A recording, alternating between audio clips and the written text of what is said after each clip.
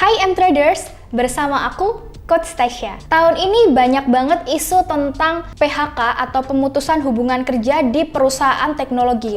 Mulai dari Amerika Serikat seperti Amazon, Facebook, terus Twitter pada melakukan PHK. Kemudian ini juga udah merembet ke Indonesia juga, kayak Ruang Guru, terus Zenius, dan juga Goto. Nah, yang paling sensasional nih Goto ya, karena baru awal tahun ini IPO dan di akhir tahun malah mulai melakukan PHK kabarnya.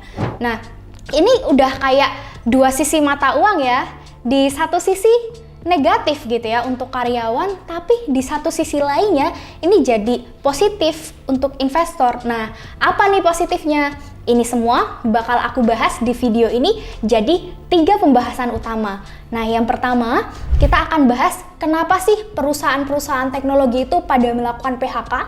Yang kedua, kita akan bahas efek ke perusahaan Goto ini kenapa melakukan PHK dan study case dari perusahaan lain yang satu kompetitor, yaitu induk Shopee yang udah duluan melakukan PHK.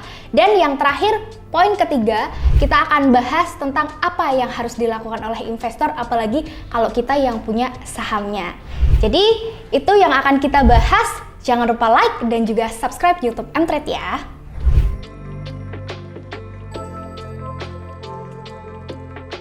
Pertama, kita bahas dulu big picture, kenapa sih perusahaan-perusahaan teknologi itu pada melakukan PHK. Nah, sebelum Goto, sebenarnya kayak perusahaan di Amerika Serikat seperti Twitter, Google, Facebook, itu kan mereka pada melakukan PHK ya teman-teman. Nah, ada juga data menurut layoff.fyi yang menunjukkan PHK sepanjang 2022 itu terus naik sampai November ini. Dan pencapaian PHK di November 2022 ini ternyata udah setara loh sama kenaikan PHK pas pandemi COVID-19 2020 awal lalu. Jadi memang ini terjadi karena ada banyak risiko dari global ya. Kalau saat ini ya ada risiko inflasi yang masih tinggi dan kenaikan suku bunga. Jadi ini yang membuat beban dari perusahaan teknologi ini tinggi. Jadi mau nggak mau mereka ya harus mulai normalisasi untuk bisa meringankan beban mereka. Karena pada dasarnya perusahaan teknologi itu bisnisnya mengandalkan demand dari masyarakat yang berupa misalnya langganan dari Netflix atau misalnya jasa atau komisi dari aplikasi berupa food delivery, terus ada pembayaran taksi online dan lain sebagainya. Nah, ketika di saat ini ya ada suku bunga naik, terus inflasi naik, artinya prospek ekonomi itu akan melambat sehingga fokus masyarakat pastinya mereka akan berhemat dengan mengurangi pengeluaran dari barang-barang atau kebutuhan tersier dan sekunder gitu ya. Ya salah satunya dengan mengurangi pengeluaran dari penggunaan aplikasi.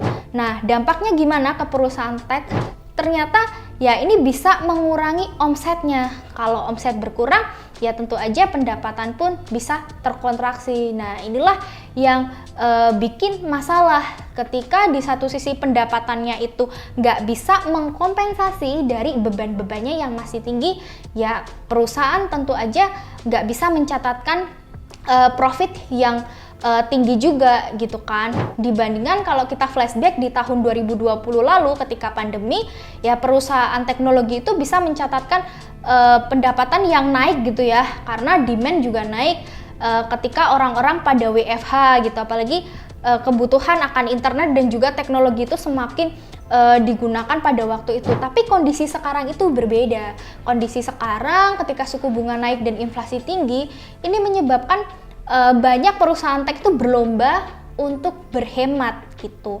Nah, caranya gimana? Ya mereka harus melakukan efisiensi dari sisi beban. Bebannya itu harus dikurangi mulai dari marketing hingga pengurangan tenaga kerja ya. Walaupun di sisi pengurangan tenaga kerja ini atau PHK terasa sulit, tapi ya itu ideal dilakukan supaya perusahaan itu bisa melewati risiko-risiko saat ini gitu, terlebih dari inflasi dan kenaikan suku bunga, agar perusahaan itu bisa bertumbuh lebih positif dan harapannya juga bisa meraih profit.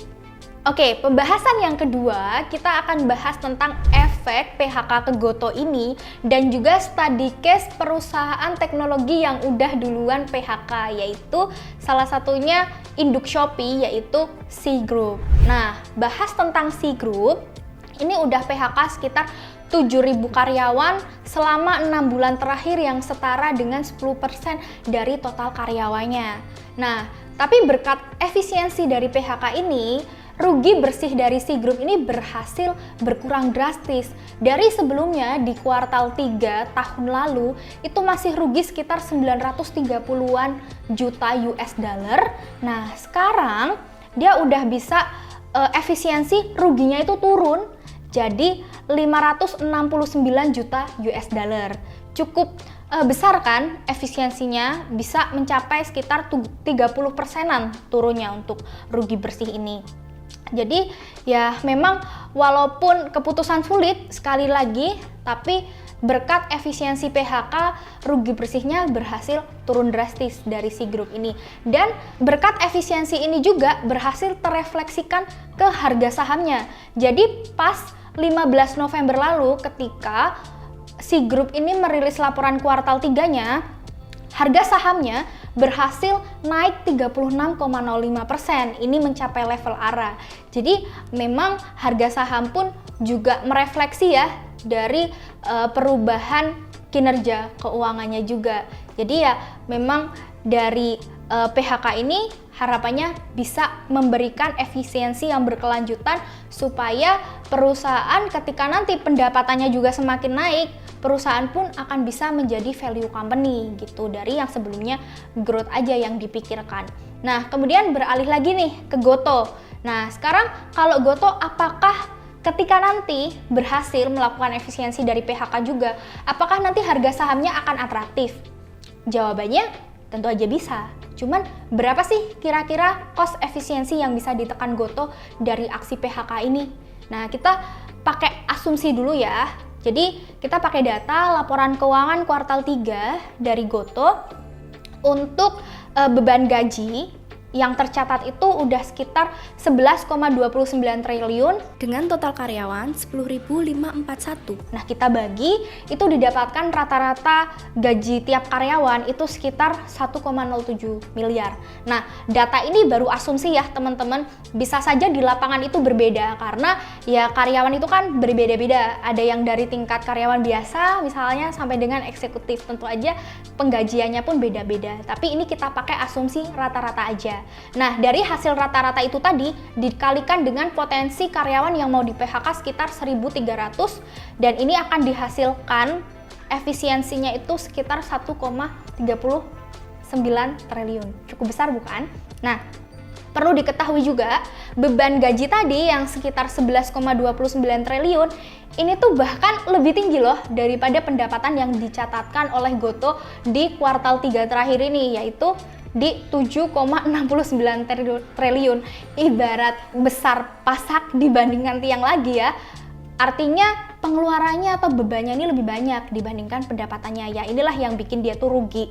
Dan juga beban gaji itu yang 11,29T ini tuh nilainya udah 37,38% dibandingkan total bebannya yang mana nilainya tuh mencapai 30,2 triliun. Jadi kenapa secara akumulasi rugi Gotoh di kuartal ini tuh secara akumulasi sampai 9 bulan terakhir nih masih rugi 20-an triliun ya, cukup besar ruginya. Makanya hal inilah yang membuat keputusan cukup sulit untuk manajemen memberikan efisiensi untuk perusahaan bertumbuh itu dengan PHK karyawan. Selanjutnya, walaupun Gotoh ini masih rugi, tapi dari sisi pendapatan itu masih bertumbuh. Ini terlihat dari pendapatan bersih Gotoh di sepanjang 9 bulan pertama 2022 ini udah berhasil naik 134% secara tahunan. Capaian ini berhasil karena dukungan dari seluruh segmen, seperti on-demand service yang naik 132%, lalu financial service yang naik 62%, e-commerce naik 160%, dan segmen lainnya naik tipis 2%. Intinya, dengan kenaikan pendapatan, ini menunjukkan operasional bisnis Gotoh yang terus bertumbuh. Dan prospeknya ke depan jika pendapatan ini juga bertumbuh terus diiringi dengan efisiensi bisnis, seiring dengan perusahaan yang makin mandiri, maka potensi Gotoh ini bisa BEP lebih cepat juga. Dan ketika nanti hasil dari efisiensi ini udah terefleksi di laporan keuangan, ya harapannya sih karena PHK ini kan tentunya bertahap ya, paling enggak kerasanya itu di kuartal 1 2023 ini akan berdampak juga ke harga saham yang potensial bergerak atraktif lagi karena minat investor bakal beralih lagi ke saham teknologi seiring dengan pemulihan ekonomi global. Nah, pembahasan yang ketiga, kira-kira hal apa yang harus dilakukan investor kalau belum punya saham Gotoh atau mungkin yang udah punya gimana? Nah, sebelumnya ya, kita flashback selama 6 bulan terakhir ini sebenarnya harga saham Gotoh itu udah turun sekitar 30%-an loh teman-teman. Ya, tapi penurunan ini nggak selamanya juga kok, karena harga saham itu selalu bergerak dalam siklus atau cycle. Jadi ada masanya turun saat ini ya, dan juga ada masanya juga nanti akan naik. Ya walaupun secara fundamental masih belum established ya karena masih rugi juga, tapi ada kesempatan kok secara teknikal karena kita bisa memanfaatkan peluangnya ketika nanti ada technical rebound untuk trading jangka pendek. Nah mungkin kalau yang belum punya kita tunggu dulu kesempatannya ketika nanti technical sudah mulai membaik, dan kalau yang sekarang udah punya ya sabar-sabar aja dulu, wait and see ya teman-teman. Nah terus gimana caranya untuk tahu peluangnya gimana? Yuk join Mtrade, jadi member VIP buat tahu gimana analisis dan juga secara lengkapnya secara real time. Gimana nih Mtraders terkait pembahasan kita tadi tentang Gotoh? Kalian tertarik nggak sama sahamnya? Atau kalian punya pandangan lain? Langsung aja bagikan di kolom komentar ya. Jangan lupa like dan juga subscribe channel YouTube Mtrade. Saya Kustasya, salam profit, bye!